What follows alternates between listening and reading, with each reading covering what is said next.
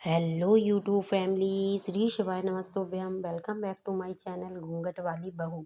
इस चैनल पर आपका बहुत बहुत स्वागत है। तो आज मेरे ब्लॉग की शुरुआत हो रही है शाम को मुझे ऑर्डर मिल गया था कि कल मंगौड़ी बनानी है। तो बस मैंने मंगौड़ी के लिए दाल फुलाने के लिए रख दी थी कि जब भी हम मंगौड़ी बनाते हैं तो उसके लिए हमें कम से कम रात भर तो दाल फूलने के लिए डालनी पड़ती है, तब वह अच्छी तरह फूलती है और सुबह धुलकर उनको पीस कर तब मंगौड़ी बनती है। तो वहाँ पर मैंने दाल डाल दी थी। दाल डालने के बाद फिर मैं यहाँ पर अपनी पूजा करने के लिए आ गई थी। जब मैं मंदिर में आई पूजा करने तो मैंने देखा कि भगवान के सामने जब हम दिया जलाते हैं तो उसके लिए एक भी बत्ती नहीं है।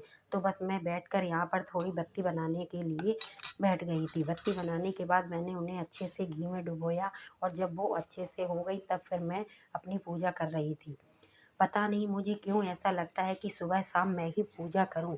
वैसे करती भी मैं ही हूँ, लेकिन जब हमारे जो प्रॉब्लम होती है उन दिनों हम पूजा नहीं कर पाते हैं तो उस दिन हमें बहुत बेकार लगता है। जी लगता है हमारा दिन अच्छा गया ही नहीं, लेकिन क्या करें, जो नियम है वो तो करने ही पड़ते हैं। फाइनली मेरी पूजा वगैरह भी कंप्लीट हो गई थी। उसके बाद फिर मैं अपनी पढ़ाई करने के लिए आ गई थी। आज मैं आपको एक दूसरे ही लुक में दिख रही हूँ डेली में, क्योंकि मुझे तैयार होना था और तैयार होकर मुझे किसी के यहाँ खाना खाने जाना था। आज मैं कोई शादी में तैयार होकर खाना खाने नहीं जा रही थी। मुझे एक त्रयोदशी थी हमारे मोहल्ले में ही, जिनसे हमारा बहुत ज़्यादा घरोबा चलता है, तो वहाँ पर हमें जाना था। तो उन उस वहाँ जाने के लिए मैं तैयार हो गई थी। तो अभी टाइम था तो मैंने सोचा चलो अपनी पढ़ाई कर लेते हैं। तो इस स्टडी के स्लॉट में मैंने जीके जीएस में जो एक हिस्ट्री का पोर्शन है उसमें जो आंदोलन है, धार्मिक सुधार आंदोलन, ये वाला टॉपिक पढ़ा था। क्योंकि ये वाला टॉपिक मैंने काफ़ी दिन से नहीं पढ़ा था तो मैंने कहा चलो इसी को रिवाइज़ कर लेते हैं। अभी नया टॉपिक पढ़ने का टाइम नहीं है तो पुराने टॉपिक को ही रिवाइज़ कर लेते हैं। यहाँ पर मैं वही पढ़ रही थी, लेकिन पढ़ तो रही थी लेकिन मन में ये लग रहा था वहाँ जाएंगे कैसा क्या माहौल होगा, क्या करेंगे, लेकिन जाना तो पड़ा ही। फिर मैं वहाँ चली गई थी। जब मैं वहाँ से आई तो देखा रूम बहुत अस्त व्यस्त जला जला था।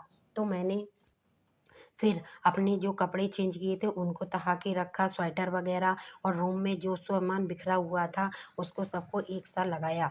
क्योंकि रूम अगर आपका सेट नहीं होता है और आप पढ़ने के लिए बैठो तो माइंड में थोड़ा डिस्टरबेंस हो जाता है। ये लगता है ये काम डला है और हम पढ़ने के लिए बैठ गए हैं। तो मैंने सोचा चलो पहले अपना रूम सेट कर लेते हैं, उसके बाद पढ़ाई करने के लिए बैठेंगे।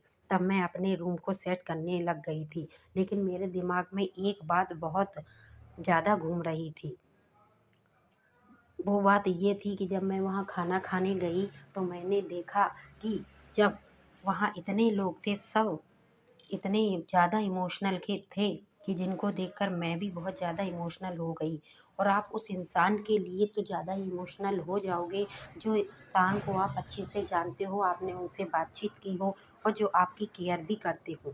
तो कुछ ऐसा ही रिश्ता था जिनके यहाँ हम गए थे। तो जैसे ही मैंने उनके यहाँ एंट्री की तो एंट्री करने के बाद मुझे बहुत तेज़ रोना आ गया। रोते हुए मुझे बहुत लोगों ने समझाया कि नहीं बेटा, ऐसा नहीं होता है, जो जिसके यहाँ से भगवान ने रख दिया कि हाँ आज आपको जाना है तो उसको जाना ही पड़ेगा, इसमें हम और आप कुछ भी नहीं कर सकते हैं। तो वही कहते हैं ना कि कभी कभी हम खुश हो जाते हैं कि हमने इनका ये काम कर दिया या इनसे ये कुछ ले लिया। ऐसा कुछ नहीं होता है। आज की ज़िंदगी में कब किसको